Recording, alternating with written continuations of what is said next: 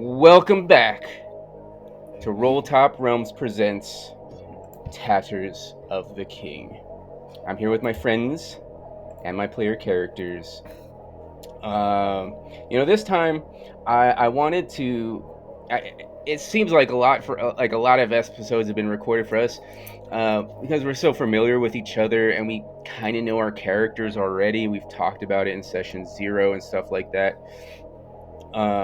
But I know for the audience it could be a little confusing, and so this time what I wanted to do was take a little pause before I belch in the microphone. So what I wanted to do was a little different. Introduce my characters, my players, who they're playing, and give them help them, give them a chance to explain a little bit to, the listeners, who their character is on a professional basis. And each, a little bit by bit, before each episode might feed you a little bit information. Maybe it'll just be on us as players, or sometimes maybe it'll be about their characters that they're playing or their bonds. Let's get started. I'll start with myself. I am Keeper Greg. I am the Keeper. All right, Brenden, you go next. Thanks for that warm handoff there, Greg. I'm always known for warm hands. Yeah. Okay. I'm not going to touch that one. How's it going, everybody? I'm Brenden. You might recognize me from a couple other videos on this channel. I'm playing Professor Lawrence Christian. He is a professor of archaeology. So picture Indiana Jones, except without all of the action-packed stuff and the music score by John Williams. So he's a little bit on the older side. He's actually a veteran from World War I, and he tries to behave as gentlemanly as possible in most situations, being very polite. Okay. So I warned my players about this. I was going to ask probing questions, so let the probing begin. Where does Professor Christian work? So he works at the local university. I think we're in London, right? Yeah, we're in London. Cambridge. Good old yes. LU. London Community College. Yeah, so he works... He's actually the head professor for archaeology, the assistant professor for history, because archaeology is obviously a piece of that. And he's very well known in and around the college, especially in the local community, since obviously schools like to reach out to their neighboring folk and conduct activities. So he's got kind of a reputation around town. A good one or a bad one? A good one. Okay. And describe your personal contacts with perhaps other characters. Yeah, so for Charles's character, he plays well, I'll let him go further into this, but he actually is a cabbie, or someone who drives a vehicle around, and Professor Christian gets around town quite a bit, so he ends up utilizing cab services, and he actually knows Charles's character very well, since back in the day, you could basically choose your own personal driver or your own cabbie. It's like, you know what, I like you, be here to pick me up in like a couple of hours, and I'll keep paying you to drive me around. It wasn't just like an Uber situation where it's every time it's a random schmo with a phone. It's, you know what, you know where to find me in a couple of hours. There's a certain amount of trust and a degree of camaraderie that builds, kind of like you're a bartender. If you go to some place a lot of times, you speak with the bartender and you build that rapport with them. That's something that's lost with Uber and and whatever other one there is. So yeah, okay, all right. Any published works under your belt? Um, yes, though he's not the head name of the subject matter. He's Okay. got what's the term I'm looking for? He's basically an associate Yeah. author So he's under for the a et couple. al. Yeah, Yeah. for a couple of various history books regarding certain periods of London and Scottish history, primarily Okay. for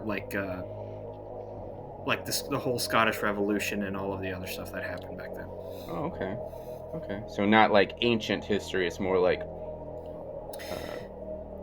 I don't know what part of history that would be, but it wouldn't be like ancient history.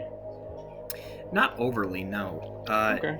I think at this time it'd only be like 400 years old, give or take. So, but he does dabble into stuff that's like way older. He's just Okay. still working on enough evidence and subject material to like piece things together in order to publish something in that regard. Oh, okay. Well, maybe I'll ask you about that on another banter topic. All right. Chuck, kind of led a little segue into your character. Tell us about your character. Well, what up, everyone? I'm Chuck, and like my character I play is Walter Hunt. Basically, he is like Brenden mentioned, he's a taxi driver. Um, but he kind of dedicate his mornings more towards Lawrence Kristen because, like I said, they kind of grown a little bit of a bond together. So he also knows that hey, it's kind of guaranteed money. So he doesn't have to worry about trying to find anybody. So that's where his like professional bond is at. But at night, he loves to work on cars. So he taxis in the morning as long as he can, and then on his free time, he kind of just meddles with cars a lot. Okay. So let the probing begin. So that's not all there is to Walter Hunt, right? I mean, what's a Well, little bit about his background? I can't say about the background. I didn't want to say too much. 'Cause I don't Oh, know you if don't it's gonna want to? go into the Okay, so you're story. But withholding just a little bit. Okay, yeah, that's but I fine. can tell a little bit. I can tell a Just little give us bit. a Like taste. Just give us a little taste. yeah. So Walter did have more of a troubling background.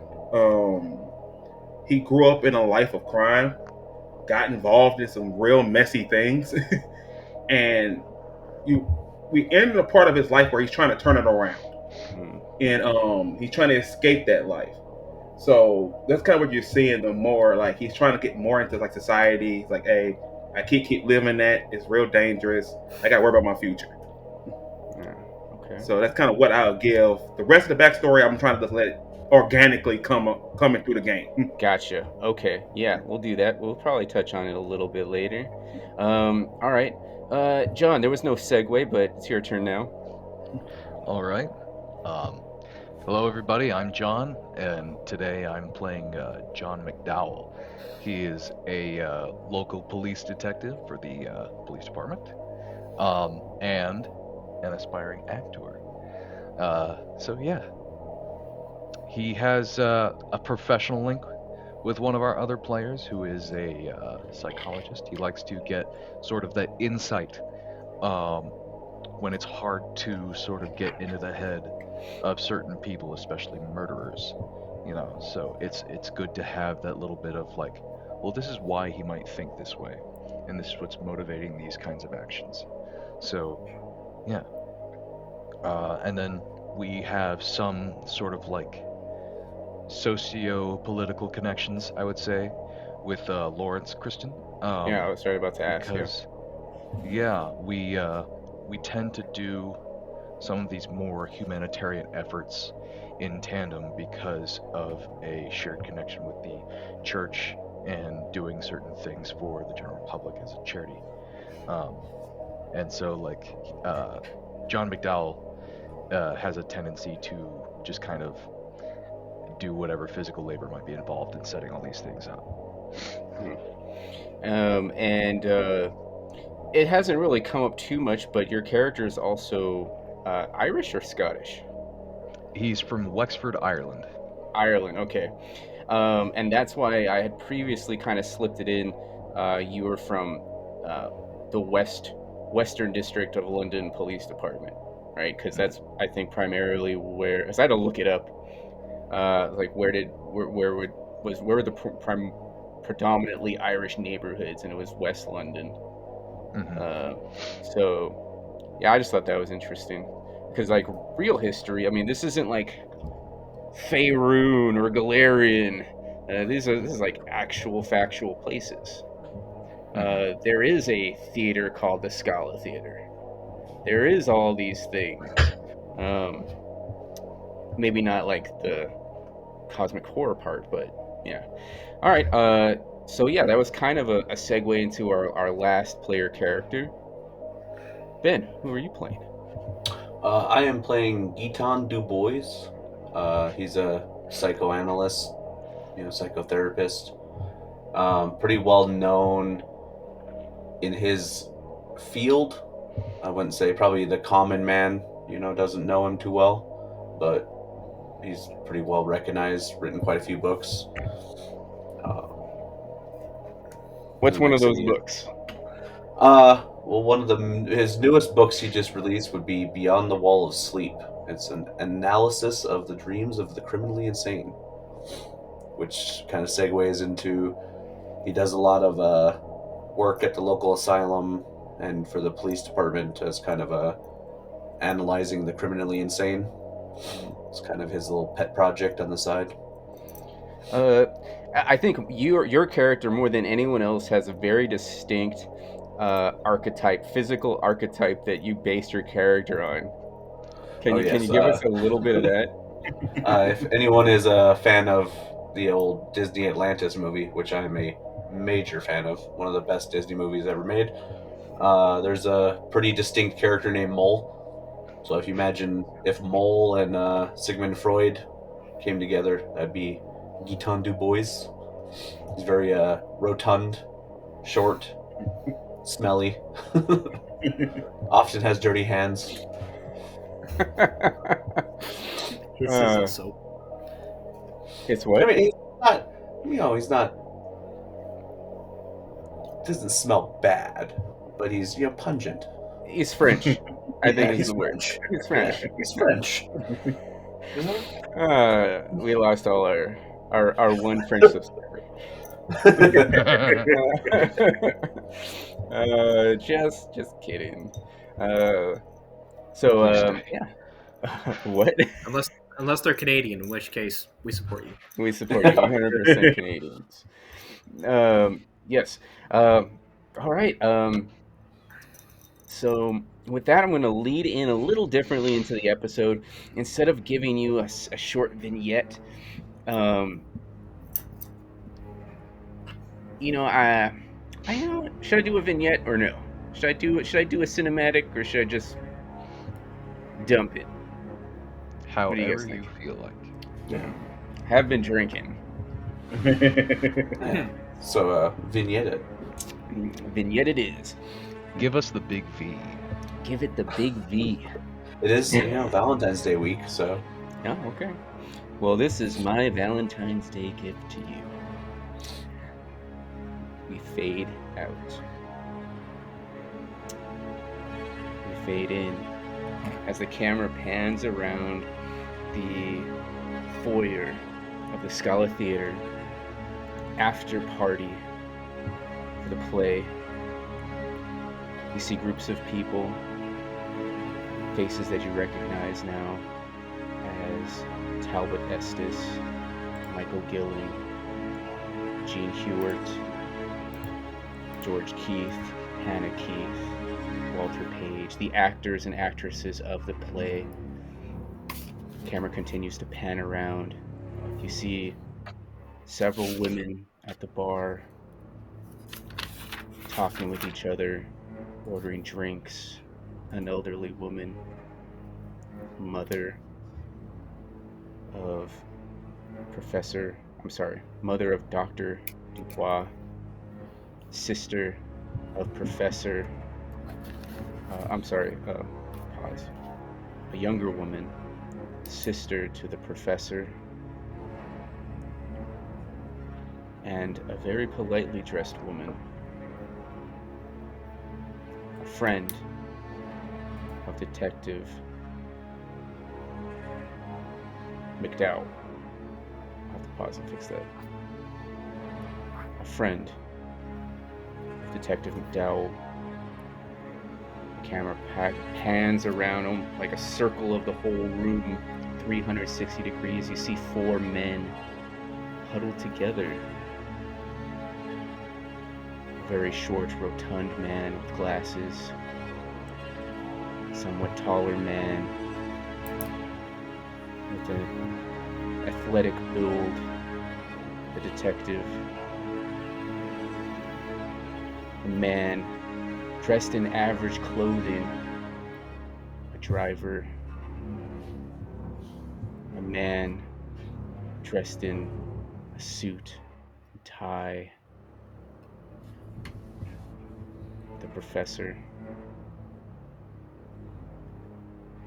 And they've just finished discussing that during the strange play that they had just seen, each of them saw a different Scene 1, Act 3. And they had just been discussing tidbits of that with several of the other performers of the play, the director of the play. Hannah Keith, the woman who played the Queen, said that she had terrible nightmares of being trapped in the city of Carcosa. We fade in, title screen, Tatters of the King in Dreams. We fade out and back into the group of men. So yeah, you had just finished talking it out, that it kind of popped up in conversations that you had each seen something different in Scene 1, Act 3. So where do we go from here? This man invited me to his home. I think that maybe it would be in my best interest, all of our best interest, if I were to meet with him. That was and Talbot investigate. Estes. That was the director, Talbot Estes, right? Yeah, Yeah. Okay. yeah. I want to speak with him, and I want to get to know his surroundings. I want to know if there's something more to this than what he's telling us. It seems too broad and esoteric. I don't like what I'm hearing. Yeah. Another thing that had happened last time was you had seen the scribble that Dr. DuBois had drawn in his notes. Well, this is what it looked like. Yeah. That's the yellow sign. And it didn't have the same effect that it did the first time. And we kind of concluded that it was because it was in the moment that had that extra effect on you, perhaps. But that Professor Christian determined, like, just from off his cuff, his profound knowledge of history, that it was nonsense. Didn't mean anything. Doodle. So yeah, but just to put things into time frame. So again, this is the opening night of the play. I believe it's October 17th, 1928. And I believe the time on the playbill was for 9 p.m. So right now we're looking at about probably close to 10 o'clock already. 10, maybe close to 11. But typically these things aren't going to last all night. They're not going to be all-nighters. but you still have time before, and no one's ushered you out saying closing time, but there are other people that you hadn't spoken to last time.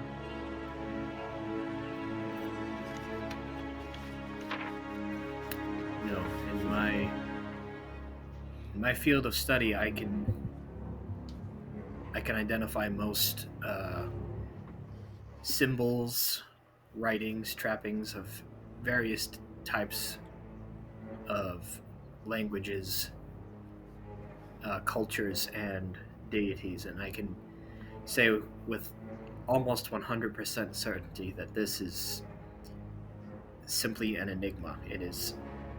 It's basically scribblings. And Dr. Dubois, in all of your history with criminal psychology, or rather the criminally insane, has there ever been some reaction garnered from text? Maybe from a single character even such as a letter in another language that has caused such a reaction in anyone, to cause them to immediately become violent in this manner, seemingly without understanding. I'm sure it's not unheard of. In my own study, I've never seen such reactions, but I can't imagine this would be an isolated incident.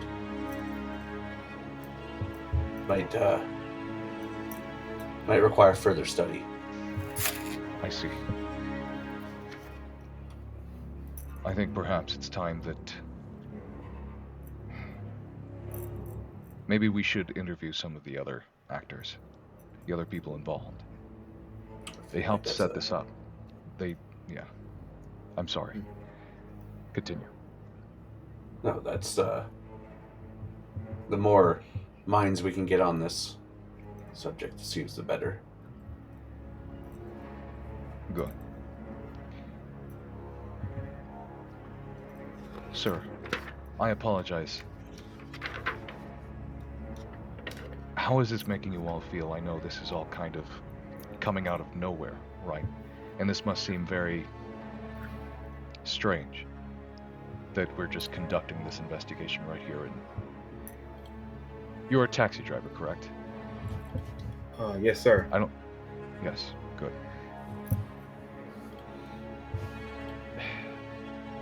I apologize if this is too much. This has been a lot of energy, a lot of craziness.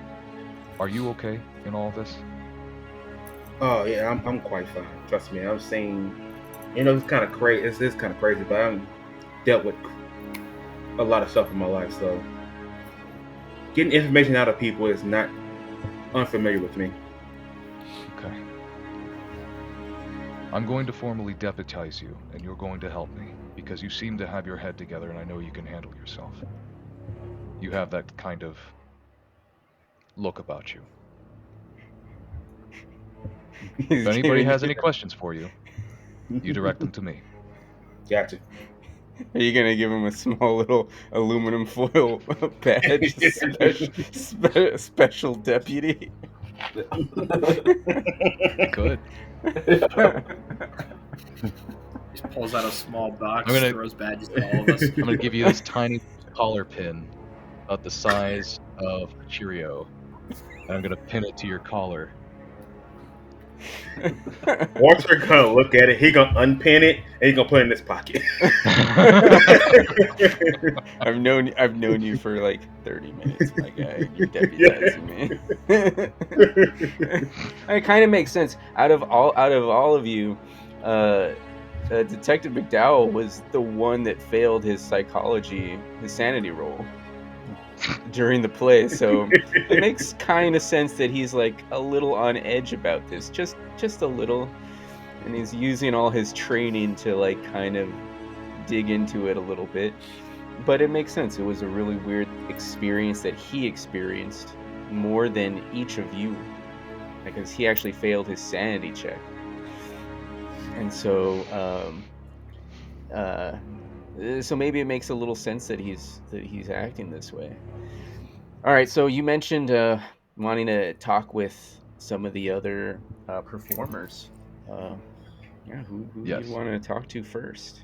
So, who were the people that we had yet to interview or speak with?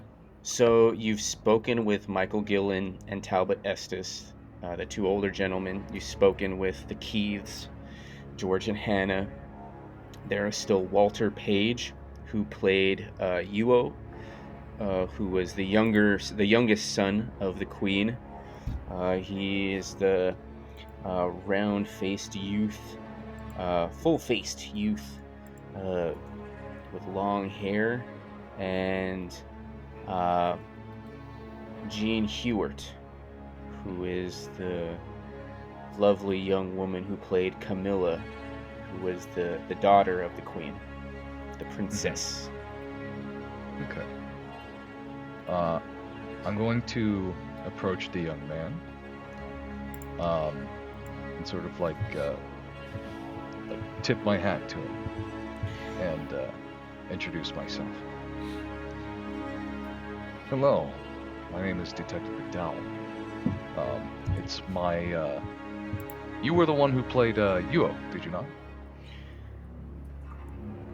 The handsome yet slightly sickly-looking youth has full, dark, wavy, curly hair.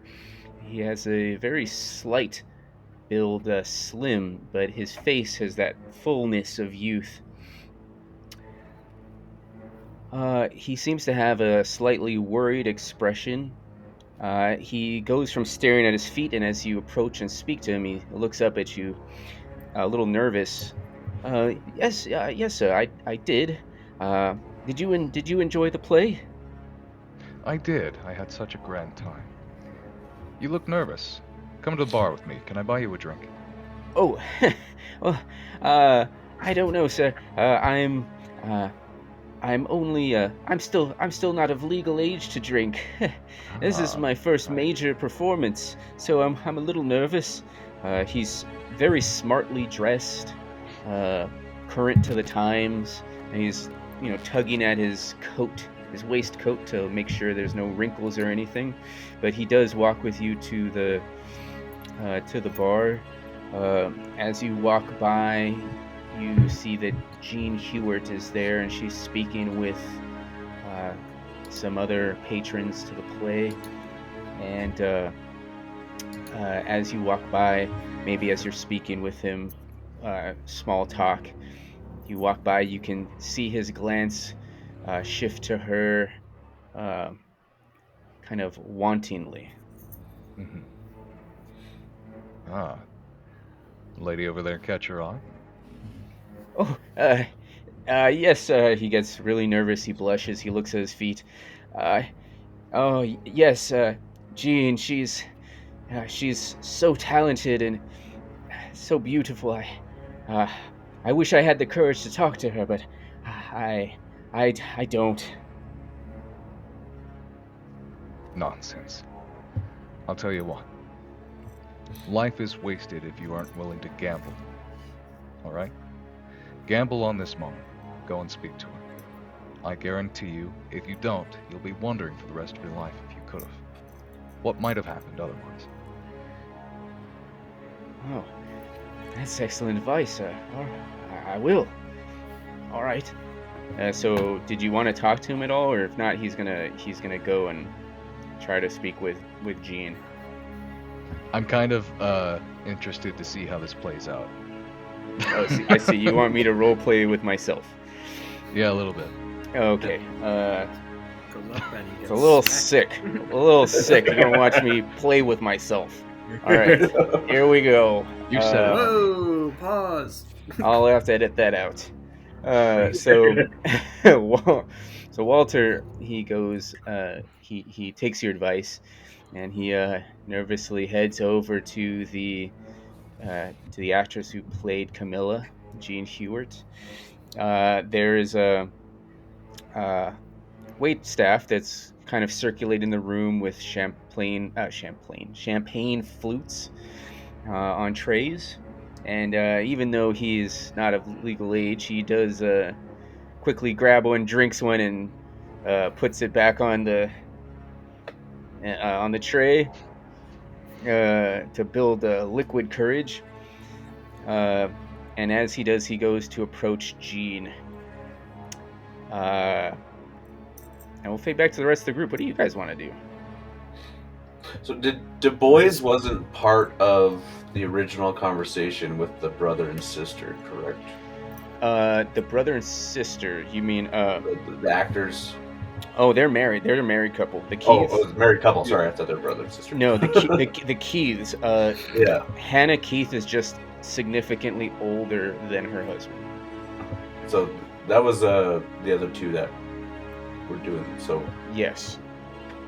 So you might have heard the conversation as a player, but as a character, you don't know anything about that. So you can still you can talk amongst yourselves. I don't want to give too much exposition to stuff that's already been said, but basically, DuBois would like to approach her and kind of bring up the dreams. Yeah. So was it mentioned previously that for the professor and for Mr. Hunt that Hannah, I think it was mentioned that you had spoken with them and they had nightmares. I can't remember if it was mentioned to the other group members. I think we were within earshot, but not.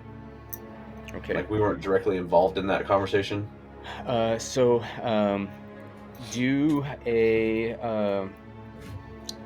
you can do an appearance check or a fast talk.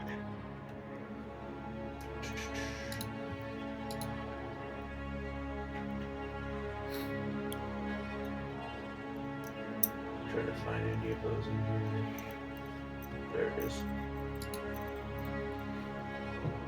Okay. Oh, so that's a pretty significant Yep. There's a pretty significant difference. She does not like how I smell. She is she's more put off by that it's already gotten around to somebody else that she didn't confide in, and she looks at you distastefully, distrustfully. She turns to her husband. Do you see what happens when you share your private thoughts with strangers? George, I've had enough of this party. Let's go. And so they excuse themselves politely and leave. I'm gonna quickly, ma'am. I apologize. My apologies. Just take my card. I'm an expert in dreams. You have any issues? Dreams continue. Please give me a call. She turns away quickly, but her husband looks at you appraisingly. He takes a look at your card. It says doctor, and it says psychoanalyst, something to do with your profession. Yep. And so she storms off. He takes the card from you, and we're sorry, doctor. She's been troubled by these terrible dreams. Once she's cooled down a bit, I'll perhaps ask her to consider reaching out to you. Yes, Thank please, you. I would consider it pro bono. More of my interest. Most appreciated, sir. Thank you. Excuse me, I need to catch up with my wife. And so he walks off briskly to catch up with her, but they have left and are no longer available. Waddle my way over to the detective and see what he's up to. You just kind of see me very, very carefully observing the young boy and Jean, just kind of like watching how they interact and like how they speak to each other. Yes, young love, one of the best subjects for people watching. You can tell Sure. he's a bit stiff in his movements. He seems to be glancing down and around a little bit. Jean seems Doctor, why don't you give me? I was gonna say an insight check. Let me look at what sort of stats you have. Maybe something to do with human analysis. What have you got for us? Detective, you can also kind of do a psychology roll since you were doing people watching. Okay. So does it only give me a 1 then when I roll? Means you're gonna fail. I said because I rolled a 1. Oh, you rolled a Let me see. 1? Yeah. And that's what I have to my psychoanalyst. So did I roll a 0? Oh, wait a second. No. So you rolled a 4. So, okay. You have to roll okay, under... so Dr. Dr. DuBois, is that how we're pronouncing it? Yeah, I thought it was DuBois. DuBois. I thought it was DuBois. Yeah, You're either way. French. Yeah, DuBois. Okay, so Dr. DuBois, you did fail with an 84 versus a 1. So you did fail. John, you failed as Terrible at my job. well with a 57 over 30. Huh?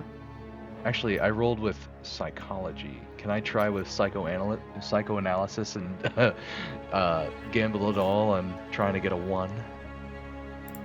Okay, so what you're suggesting is pushing the roll. Typically, you would push the roll using the same stat you used the first time, but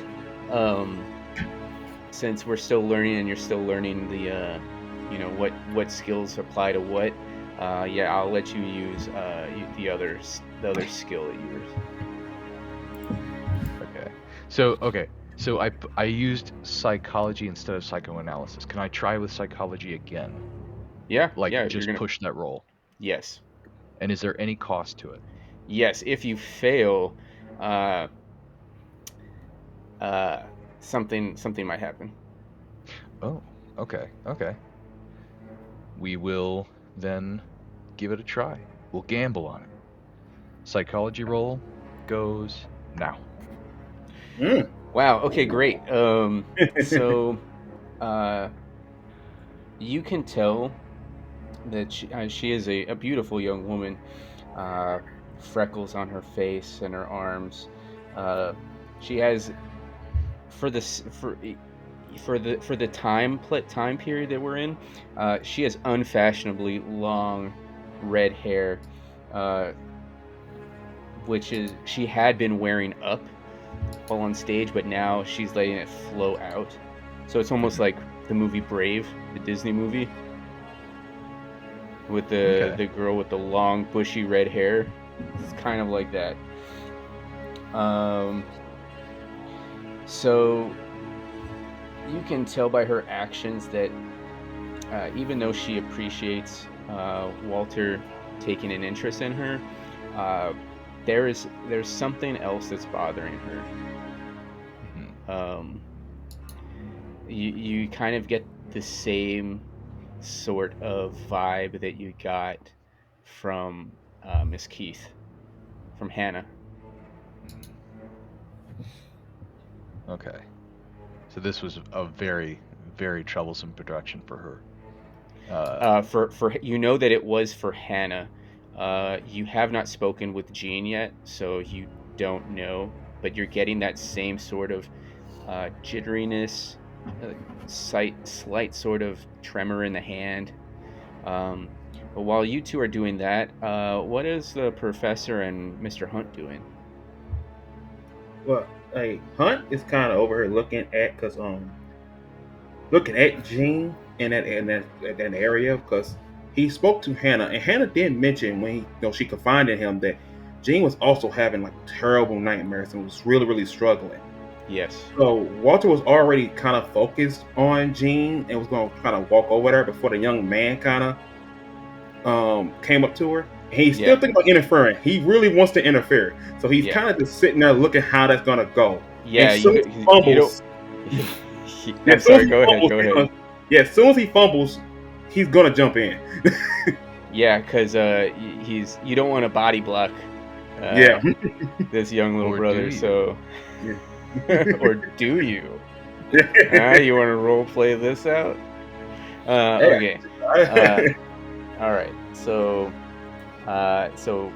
you're watching.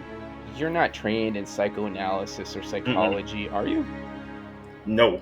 Okay.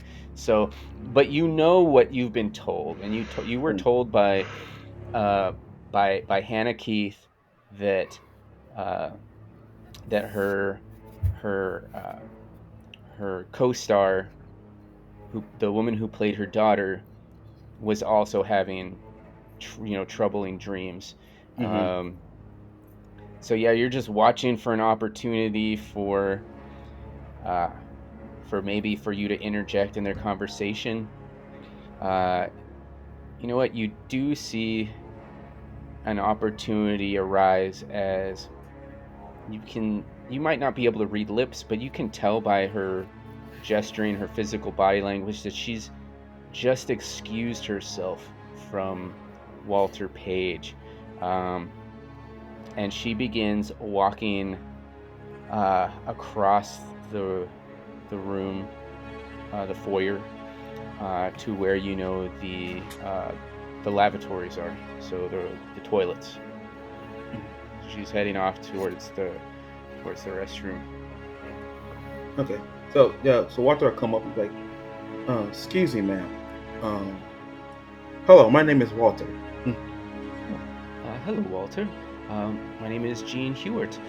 Did you enjoy the play? Yes, I did, but at the same time, I see that you seem quite bothered. And no lady, as beautiful as yourself, should seem so bothered after a beautiful performance. So, like, I came to ask, see, make sure everything was okay with you. Um, why don't you give me either a fast talk or an appearance check? Either one of Yeah, those. see what I got here.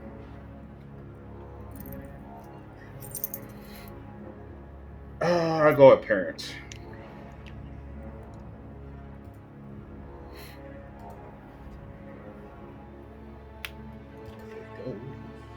Oh, extreme success. Um, He's oh the well, Rizzler. thank you so much, Walter. Uh, that is very kind of you to say. She offers you her hand, so like it's like a polite lady Oh yeah, introducing he, herself to a man. he'll take her hand and give a slight kiss on it. So just the appropriate response for the day and age, uh, if that might be, we'll just imagine that it is. You take her hand, you give her a very light kiss on her gloved hand. Uh, yes, well, it has been. It's been very difficult. Uh, I heard about the reaction after the play, the little row that started in the audience. Um, yes, it's terrible. This was uh, my first major production that I've been a part of, and yes, it's just been very nerve-wracking. Do you know what I mean? Yeah, I definitely understand. Like, first show and something like this happens, definitely can be nerve wracking. I was talking to one of your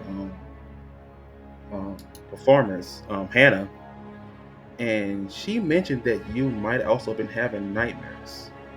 Um, I like to like I don't want to be too invasive, but like, what have the nightmares been?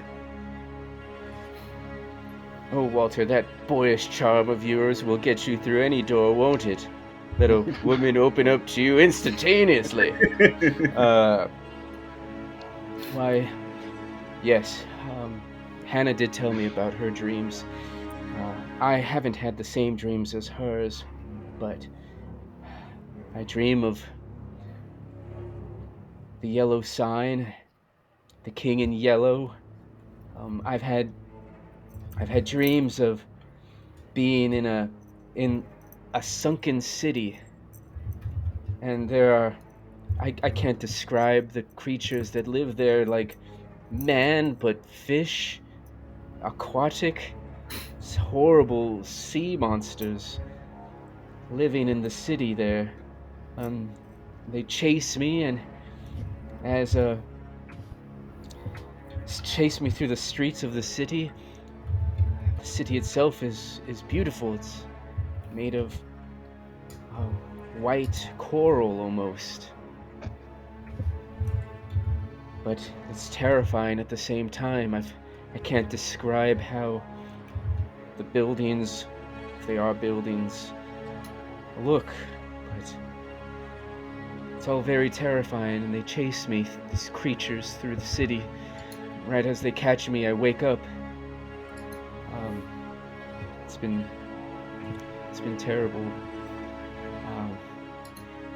But Hannah and her husband have assured me that it's just the play, just first time jitters, and just to get through the week. That's all I need to do is to get through the week. Well, I'm terribly sorry that you're going through that. If you mind me asking, like, I've been hearing this, like, King in Yellow. Can you explain to me, like, is this an actual being, or more just like a metaphor of some kind for the play? Well, according to our script and our workshops that we have done, pre-production and speaking with the director, it's all a metaphor. The king is a metaphor for terrible truth, oftentimes terrible. In this case, that there's a war going on in this setting between my city of Hastur versus our neighboring city. The king in yellow, the sign is his. It's his coat of arms, the symbol. That's his what people would recognize as his banner. He resides in Carcosa, and I believe that's how it was. Let me make sure before I'm not giving you wrong advice. So the city that they live in is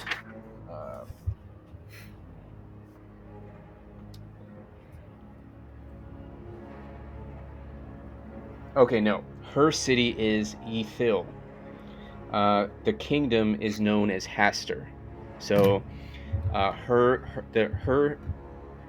character, the princess, her kingdom is known as Hastur. Okay. Her city's name is named Ethil, or Ethil, Yhtill. The neighboring city is Alar, Alar. Carcosa is this mystical wandering city that resides either on the lake or above the lake, either far away in space or between them and the moon. There's times when the moon appears in front of Carcosa, and there's other times where the moon appears behind Carcosa. So Carcosa tends to wander around. So yeah, you're given that information. I'm giving that, like, but yeah, that's basically what she's given Yeah. you. Okay. And, But yes, the king it's all a metaphor. I mean, it's a play. It's just a play. She kind of laughs, yes. trying to get back to her old self. You can tell that this bubbly self is who she really is. Okay. All right. Quick question. And no times, did phones exist? Phones, yes. So phones did exist, but you had to like call an operator to like Okay. dial to people's numbers and houses and stuff. I don't think it was readily, widely available. I don't think there was a phone in everybody's house. Yeah. Okay. So let's see. So like you live in an apartment, there'd probably be Yeah. like one phone for either that whole building or just like that floor in your apartment complex. Okay. All right. So Walter, like, well, that's terrible. Well, I'm gonna say here he'll kind of reach in his back pocket or something like that, and trying to find like something he can write with, and he would jot down like his number with his name, and he'll be like, well, if you ever want to talk more about this, here's my number. Don't be afraid to contact me. Oh, thank you, Walter. So, being from different classes, different worlds, Yeah. essentially, she sees what you're doing. While you're doing that, she's fumbled for her own little clutch, purse, and then she takes her own card, a business card, and it just has her number on it. Doesn't have anything else. Okay. She's like, "Thank you, Walter. Let's exchange. You seem like a very nice fellow." So he'll take it, and he'll be like, all right, hope you have a nice day, and he'll move on. Okay. As you as you let her continue and go, you can see from the direction where she came from, and Walter Page, she's glaring at you now. Do I notice that? And she's walked away to the restroom. All right. What about the professor? Let's see what's he's got going on. Okay. So, as all of that was kind of occurring, he has kind of taken the back watching position as he's making his way back towards the bar. He's kind of skirting around the crowd, eyeing everyone kind of like, Everyone just seems to... I mean, no reason to let it ruin their night, but everyone seems to just kind of ignore the fact that an entire brawl broke out at the end of the play. It's very strange and very interesting. It's captured his attention, and he's just more curious than anything. So he's making his way back towards the bar to get a refill. And he saw the interaction that that just occurred between Charles's character and the young actress. Yeah, and you're also there with like your sisters at the. You had sent your sister to the bar. She's drinking. She never did bring you back your drink. She's chatting it up quite flirtatiously with the bartender, and you have Jon McDowell there, and Dr. DuBois is there, and you know that you know what his mother looks like. She's with another young woman, not super young, but her 30s. I'm assuming her late 20s, early 30s. Very well dressed, and that would be Sister McClarity. Mm-hmm. So yeah, you post up there, reflecting. Yeah, so I will go up to the bar, and primarily I'm walking up to my sister and addressing her by just very gently like touching her on the back and saying, "Hi, remember me? I'm right here."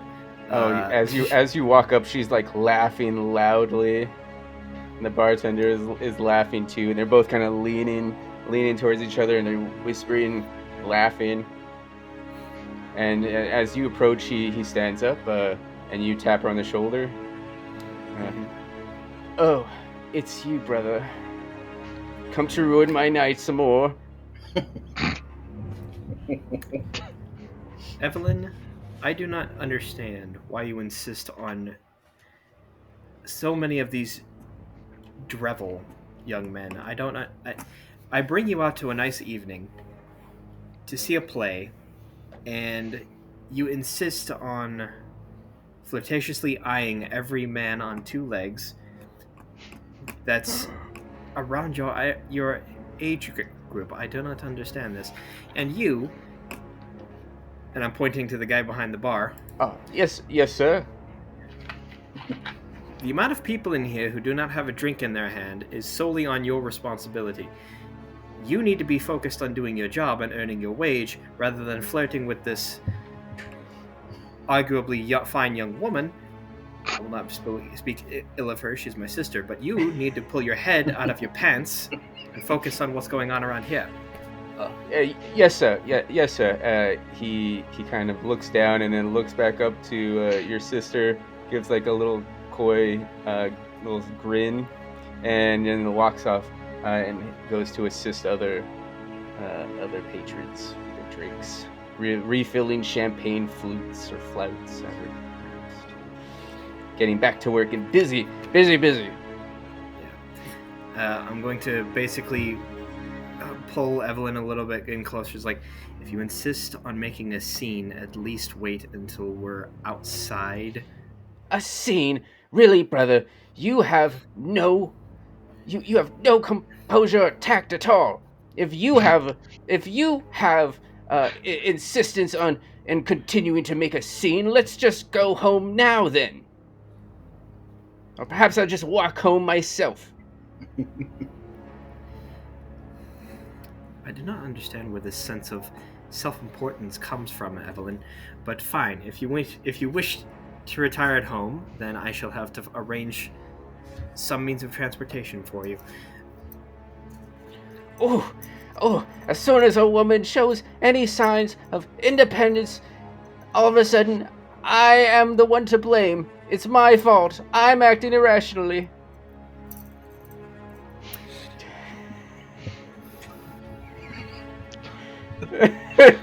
No response from Brenden. I see how it is. Fine, I'll be waiting by the door. And she waits by the. She storms off and waits by the door. To be young and foolish. And I'm an adult. You're still younger than me, I can say that. They speak loudly enough for everyone around you to glare like, what is going on?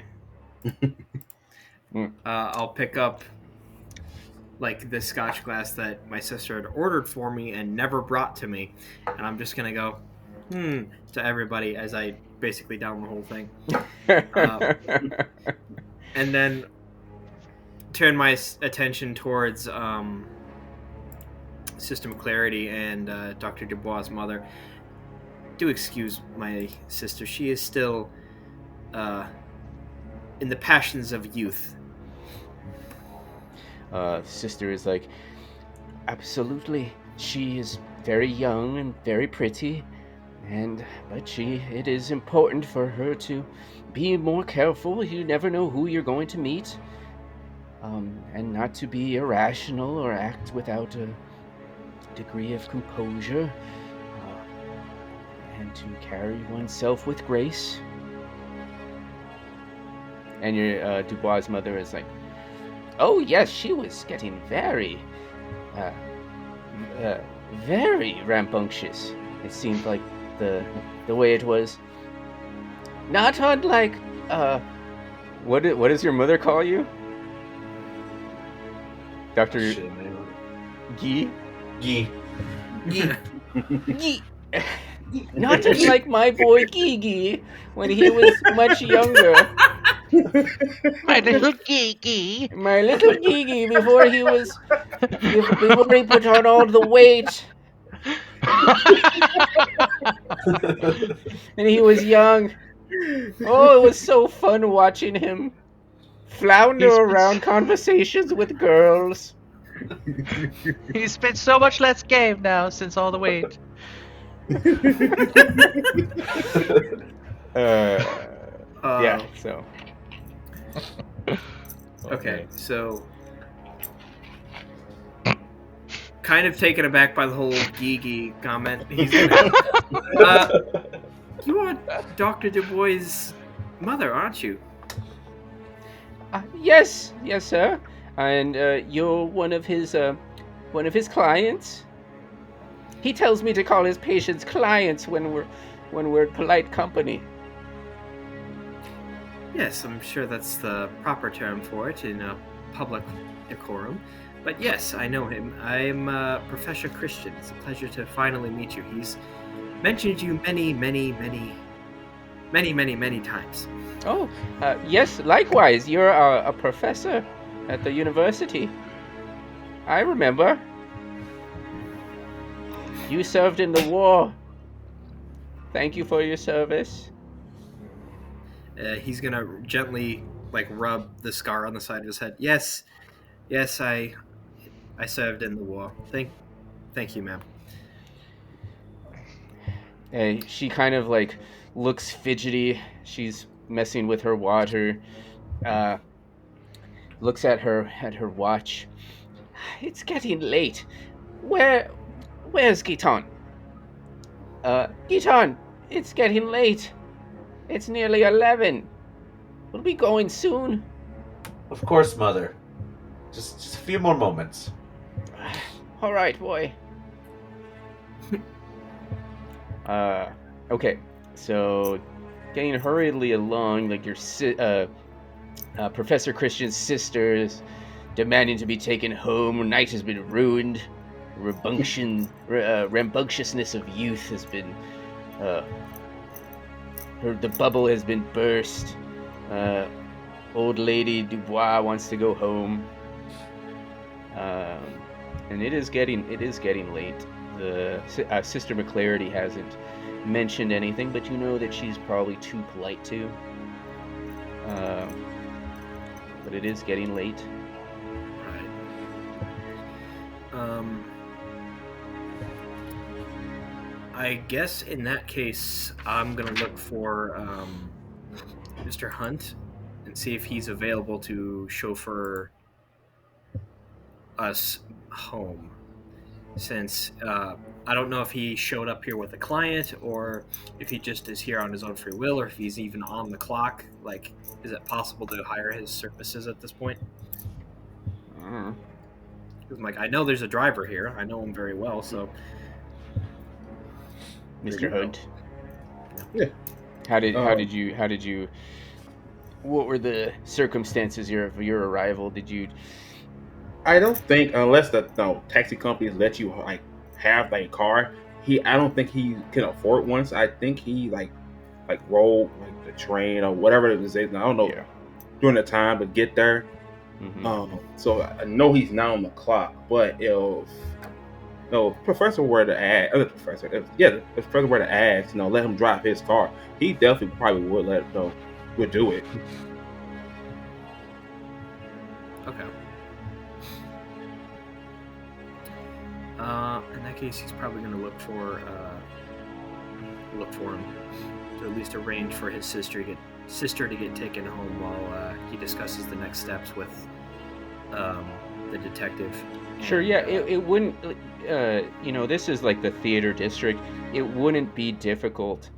And the cabbies, I'm sure, if they're well informed, and back in the day, it's not like you had computers in your pocket to tell you what's going on in the city. So cabbies had to be informed about what's happening in the city. Right. And so, they know that there's opening nights going on. I'm sure they had people dropped off. So there's probably a line of cabbies outside for the other services around town. Otherwise, there's omnibuses are basically those double-story red buses that you see in pictures, and taxi cabs and things like that.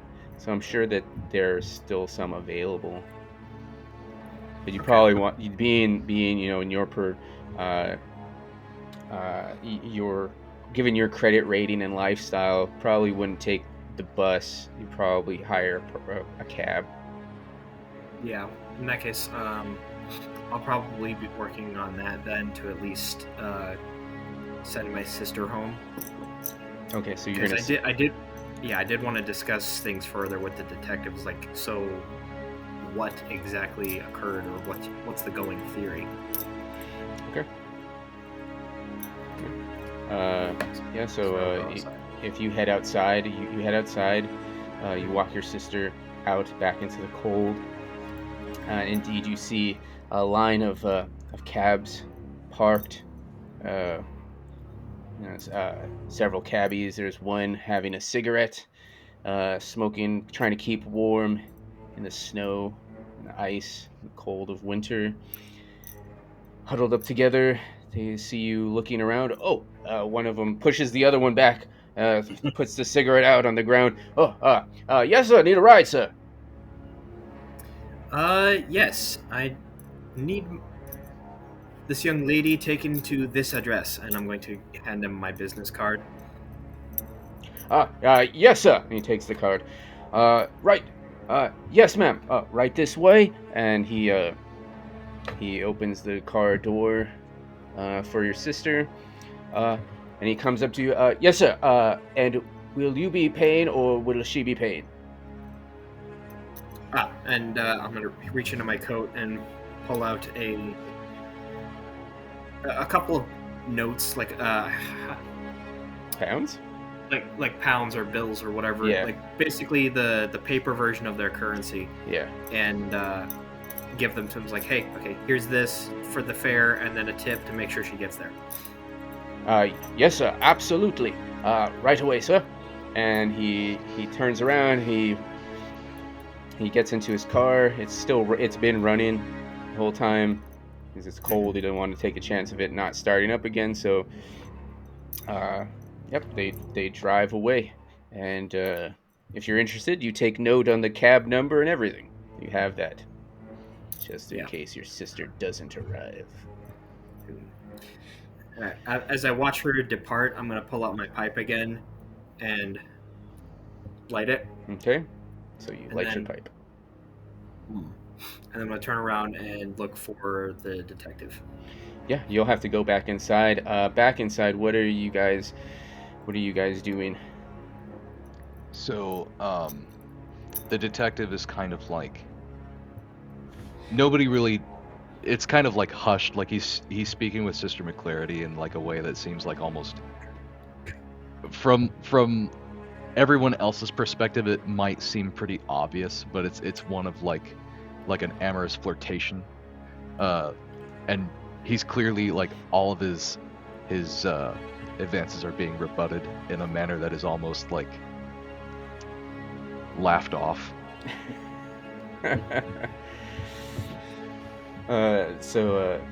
What's Sister McClary's first name? Rachel. Okay, so I'll keep calling her Sister McClarity. So Sister McClarity, she continues to laugh you off. Oh, and then she takes a stretch and a yawn. Oh, John, it's getting. I don't mean to be rude, but it's getting so late. I think I might catch a cab home. But I appreciate your invitation. It was very interesting. Yes. Everything that happened. Certainly something for me to write down later. You know, she keeps her little diary. You've probably made fun of her about, but it's something definitely I should love to write down when I get back. What is the nun place called? Nunnery? I don't know. Yeah, That's exactly what it is. The nunnery. I don't think that's what it's called, but once I get back home, something I should love to write down. And he kind of like, takes off his long coat and places it around her, and he says, "All right, I want you to be safe, okay? Get a hold of me if anything should happen, all right? Of course, John. Yes, thank you. You too. Thanks again. Good night." It was very nice meeting you, Miss DuBois. Oh, yes, ma'am. Yes, you, Miss Dubois or Mr. Dubois? you too, Mr. DuBois, Dr. DuBois. Yes, thank you. It was very nice meeting you. Lovely conversation. Well, good night. And so she excuses herself from everybody, and she walks towards the door. Out the door, passes by the professor on the way out. Not having exactly met him, but knows of him, maybe in the same sort of volunteering circles. Have a good evening, sir. And she waves down a cab, and the cabbie opens the door for her, and she departs as well. Right.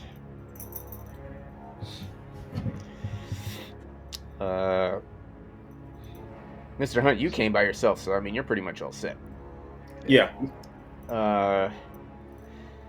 So several moments come by. Jean walks back out. She kind of glances over to you and gives you a coy smile and walks back over to the group and back over to Walter Page. This crowd is thinned out a little bit. It's getting late. The party's not meant to go all night long. It's not like a rager or anything like that. So at a certain point, you know that the party will be ending soon.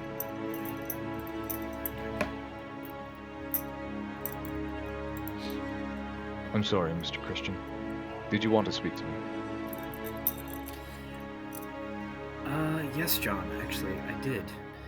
I was curious to see if you had any going theories on what occurred earlier this evening. Something just doesn't sit right with me about the crowd's reaction to that scribbling. Yeah. Well, I don't have any reasonable explanation for that. I've spoken with the director, and he's had some very interesting sources of inspiration. He's invited me to come to his home and have a further conversation with him. If you'd like, I will bring you with me, you and Dr. DuBois. I feel that having the three of us there together might be more beneficial than myself just going alone. Yes, by all means. Whatever assistance I might be able to provide, I can give it. You mentioned he's got some interesting sources of inspiration. Did he mention anything in particular? Yes. He mentioned some older stories. Yeah, so you would give him, tell him about the books that Talbot had written, and mentioned that he has the original French version of the play and the English translation. Both of them are exceedingly rare. That when it was first published, because this is all information that Talbot gave you. Yeah. But rather than having you, try to remember it, I'll just give it to you. For now, take notes. So he tells you that that when the French originally published it, there was some kind of uproar about it. People had kind of been driven through a madness. But he brushes it away. It's like it's art, and it was meant to have. Art is supposed to have this kind of effect, and some people just can't handle the emotions that art brings out in people. And so, but the French didn't know how to handle it, and so they destroyed all the copies they could find. Yes. So, with that, I would like to see if maybe you can take a look at some of those stories. See if there's any kind of historical significance that maybe I would not be able to glean from it. Absolutely. And Dubois. Is Dubois with me? Yeah. Dr. Dubois, I may confiscate those texts as well. At your leisure, I would like you to take a look at these texts. And maybe there's something you can discern about those words. That why they would cause such an uproarious behavior. It just doesn't make sense to me. Yes, I'd be most interested to read through these. Very well. There's only one person I haven't spoken to before we go. If he hasn't left yet, I'd like to find Walter. Yeah. And, we'll go a little long. We'll go a little long this episode. So we'll let you make your way over to Walter Page, the young man who played Yuo. He's still there. He's still in awkward conversation with Jean. Are you going there by yourself? Anybody else going with you? Yeah, I think I'm gonna kind of like tug Dubois along with me, because him being sort of like a psychoanalyst himself Sure. would probably be a boon for this. Sure. As you kind of grab his shoulder, or his maybe grab his shoulder or his arm, Miss Dubois. Is it Mrs. or Miss? Miss. What's it? Miss? What? Miss. Is that the appropriate label for Sure, yeah. older woman? So Miss Dubois. She's like, she sees that you're pulling him off, and she pulls him back. Giggy, it's getting late. Son, when will you take me home? I'm getting tired. It's time for my medication. Yes, mother. Yes, I know. Gather our things. Find our coats. So one last man we must speak to. Okay, gather our things. And she's like, you walk away from her. She's like looking around, like, all right. As you walk away from your elderly mother, so you get to Walter Page. What's happening there? Walter, may I speak with you? Oh, yeah, yes, sir. 1 second. Excuse me. And he excuses himself from the conversation to join you. My apologies, Gene. I'll give him back to you in just a moment. And she kind of giggles a little bit. Take your time, and he goes. Walter follows you. So, Walter. Yes. How are things going with Gene? I don't know. I feel like I'm. Have you ever get a feeling like you're a stick in the mud and you just don't know what to do yourself to try to loosen up yourself a little bit? Confidence. That's what you're lacking. Confidence. It's confidence. Okay. Act as though you've already won. So. He closes his eyes, repeats what you're saying. Like a mantra. It's become his mantra now. Okay, yeah, he's just continuing to do that until you try to... What else did you want to talk to him about? Before you go back, I would like to talk to you about this play. The production. Can you tell me anything about it? Yes. What would you like to know? Was there any difficulty in portraying your character? Studying this play, did it cause you any kind of undue stress or grief? No. I like I had mentioned, this is my first performance, major performance, outside of school. I mean that was stressful. Any strange dreams, nightmares even? No. Although, what was his name? Mr. Keith. George, he did mention that his wife had been suffering from some kind of nightmares or stage fright, but she is she is the most experienced out of all of us. I'm not sure what would have caused her to feel so uncomfortable. The play seemed rather straightforward to me. It was just the nervousness of being up on stage for the first time professionally, so wanted to make a good name for myself. And what did you think of the yellow sign? Or the yellow king? Did this cause any kind of emotional response in you? No, I didn't quite understand it, and even after talking with Talbot about it, he explained it to me, but I I can't make sorts of heads or tails of that. It's beyond me. They give me my lines. I read my lines. What did you think of those lines? Lines to be read, and you think back to their performance and the kind of malaise that was given in the performance kind of shows that, like, he was just kind of reading his lines, so to speak. Maybe he didn't understand, like he said, like he didn't understand the whole metaphors behind it, the symbolism. He didn't understand. It went above his head, so he just read his lines.